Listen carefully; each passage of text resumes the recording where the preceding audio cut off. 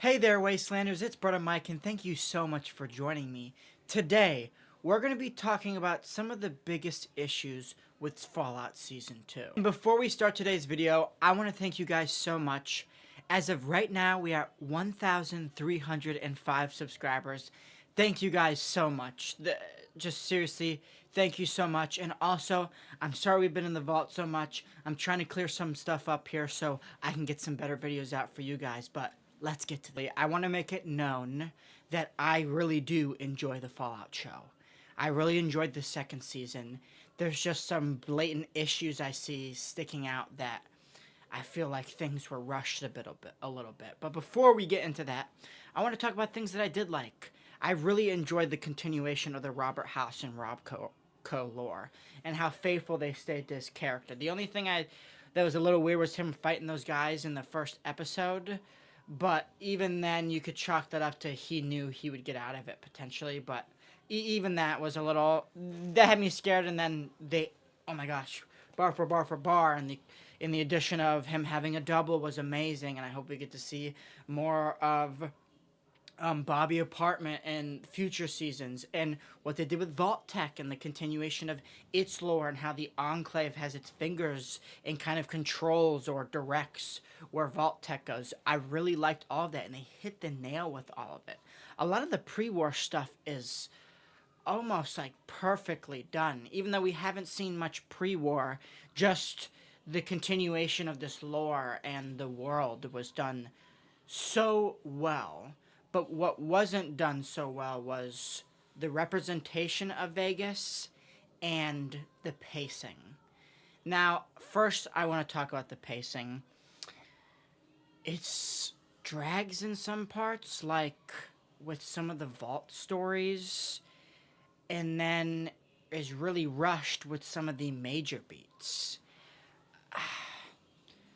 We saw the Legion for 20 minutes, maybe. And they're supposed to be the big bad. And to people who don't watch the show, they have absolutely no idea what's up with the Legion. They just know that they're kind of like evil, but like that's it. And even though they are kind of like evil in the games, there's still more like substance to them. And we don't even know the dude who's running it. We don't know his actual name. Well, obviously it's Kaisar now, but like, what was he? We know he's most likely a legate or became a legate. And then they spent a lot of time on this Betty versus the Food Club, and how they're starting to be sus about Vault 31ers. But they don't go anywhere with it in the finale. We don't even see them. We see a 2-second clip of Stephanie, which revealing what was in the keepsake box, which was amazing, and then people banging on the door and yelling death management, and then that was it. They spent a lot of time with the vaults and such, and same with even Norm's story, just for it to kind of be really dragged out. I mean, realistically, everything that happened to Norm could have been condensed in 2 episodes. Yet they drip fed us slowly, and we don't even know how much time has really passed since Norm's left the vault. Has it been a day? Has it been 2 days? Has it been a week? We know he was in there for a few weeks, but we don't know where these timelines are happening at. And then also, like, the stuff with Woody. I know he was probably filming Severance, but are they just going to kill him off screen? We don't know anything about that. And I thought we were going to see something, the Food Club versus Betty and the guards, but that didn't go anywhere. And we don't know what's going on with the future Enterprise ventures that they had. And they planted stuff in for the next season, because ultimately, this may ruffle some feathers, this season was a filler season. They couldn't adequately do Vegas, and they needed more money for it. That's why we don't see the strip in all of its glory post-war, and we only see the inside of the Lucky 38. And we only see it from one angle, usually. And also, the strip is completely flipped around. I don't really know what's going on there, but that's more of just I don't care about that much as long as they do it justice. But I'm just confused why you lead us along with these stories just for them to actually get nowhere. Like, at least we know in this finale that some of the things are kind of resolved. I mean, well, realistically, nothing's resolved. I mean, they finally got to Hank, and now Hank is brain dead, pretty much, or just mind wiped. And they did a bad job at representing Vegas because anyone who isn't familiar with New Vegas or played the games thinks that Vegas was just destroyed and is confused why it's such a beloved game in the community when there's not much going on there. And it seems relatively smaller than what it is in the games, which I thought we'd be seeing it a lot bigger, but I don't know. And I don't want to sound like I'm just nitpicking things. It's the biggest thing was the pacing. Some parts were very rushed, like how Maximus and them just got a full kitted out thing without having to do like a little quest for it, or how. I mean, the only storyline that they took time with, it didn't seem to rush too much, was the Brotherhood one. And then we didn't get them about after halfway through the season until dropping that they're probably going to try and build their own Liberty Prime out of scratch and do it in like a week because that's definitely can be possible. Um, I just we needed more time in certain storylines. You brought in a super mutant, showed him for 2 seconds just for him to kick the ghoul out. Like, what's going on with that? And I know they want to have stuff drag over, but we have 50 more questions than we did at the end of season one. Season one didn't leave us with all these like little cliffhangers. Like, we knew what was going on, and after the finale ended, I've seen a lot of people comments be like, the finale was good and I enjoyed it, but I felt empty after. Like, it felt like I knew where it was going, and that yes, the Deathclaw fight was epic. The NCR coming through and saving the day was sick, and then the Legion somehow storming on Vegas with thousands of men when we don't even see more than 100 men in both camps combined is a little weird to me. I feel like you have to build up an enemy other than show them in 2 episodes for not even 10 minutes each in each episode. I feel like they just did the NCR wrong. Like, obviously they've done, they've done the NCR wrong. They've done the Legion wrong a bit, which I don't understand. We've spent so much time with House compared to the other ones. So why didn't you go with that ending? Keeping it ambiguous has therefore invalidated all of our playthroughs. This is an ending that would never be possible. Like ever. Even Yes Man, we would be seeing more of these factions in the area, and they're mere shells of themselves. And it disappoints me a little bit because they had so much to work with.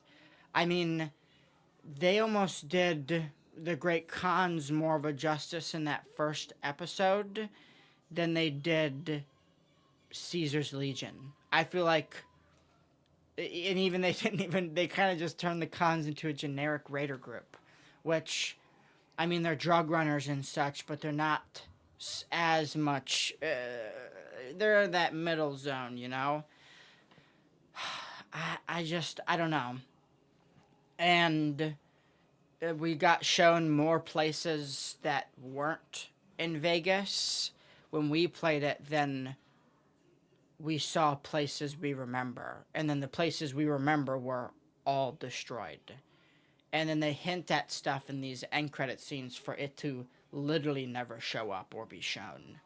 That's why I'm not taking the end credit of this season seriously at all, because the end credit of last series had the strip looking perfect, and it looks completely different from how they showed it then, which obviously, I don't think they were fully planning that ahead, so I'm not going to throw that on them, but I don't know. It was a bit disappointing in a way.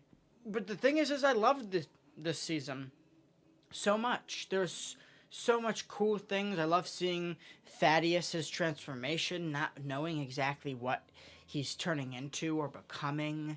What they did with Elder Quintus's Brotherhood was really cool.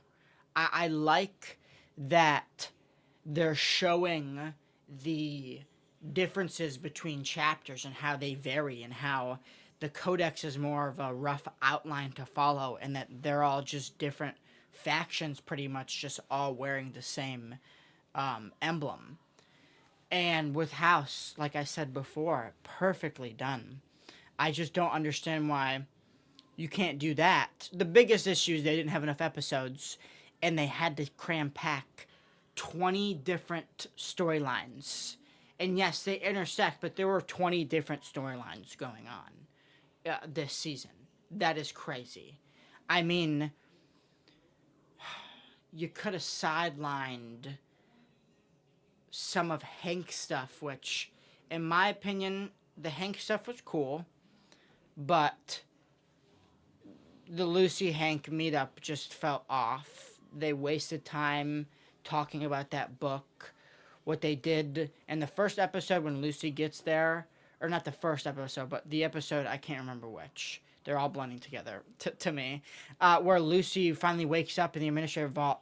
They could have taken out everything in between and had her wake up and then instantly hit with the dilemma with the chips.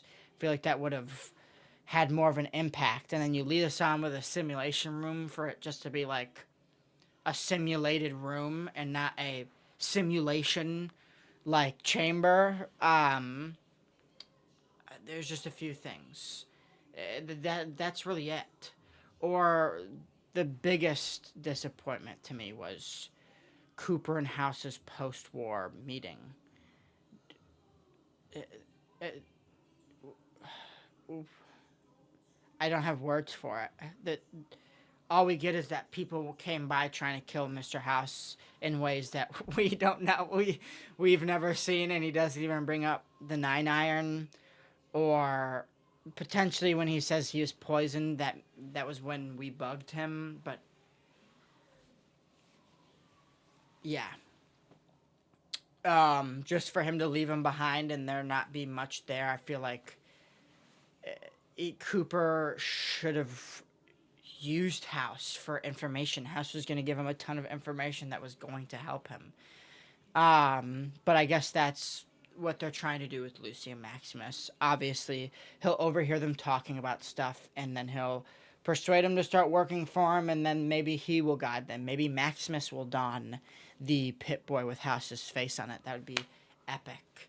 But yeah, that was the biggest issues to me were just the pacing and the rushing of stories to get to a point where they didn't go anywhere with it. Like, we focused a lot on the Betty versus Snack Club thing, and we didn't get anything from it. That one I was looking forward to. I see a lot of people weren't really happy with the Vault storylines this time around, which I don't have an issue with it, but they didn't go anywhere with it, and it seemed like filler. A lot of this season had parts that just felt like filler to fluff up the budget for this so then they can actually do Vegas. Because realistically, they could have done a total fan service and just Lucy and the Ghoul go the same way as the Courier did, being watched by Victor, getting flashbacks from things on the way, just to get to Vegas to maybe do a really cool tribute to Matthew Perry in the Tops Casino and then make it into the Strip, just like the Courier does. But instead, we went all over the place. A ton of new areas, places looking completely different, factions killed off right in front of us, and other factions, main factions, just pure shells of what they were. And there's no, like, just seemed lazy. But besides that stuff, I really liked this season, so I hate complaining about it and stuff, but there's stuff that needs to be said. There's some clear flaws that I hope they don't bring over into this third season. And the biggest one is, if you're going to have literally at one point 25 different plot lines between characters and stuff going on in the background and such, you need more than 8 episodes. And you in also I like hopping around between different storylines, but keep it to 4 storylines in one episode. We were getting like 8 things happening at once in these episodes that I'm trying to think back at, and I can't remember where it was because so much happens in these episodes. It's hard to just comprehend. But yeah, that's pretty much all I have for today's video.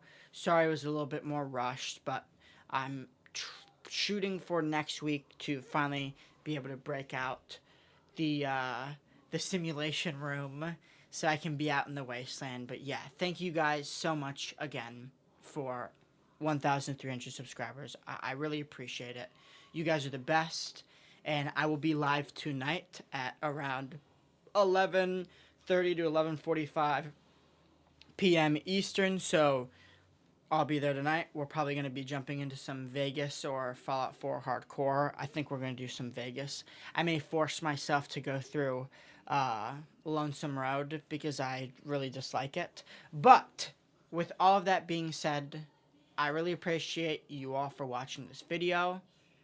And you don't forget, you are cared for, you are loved, and you stay safe out there, Wastelanders.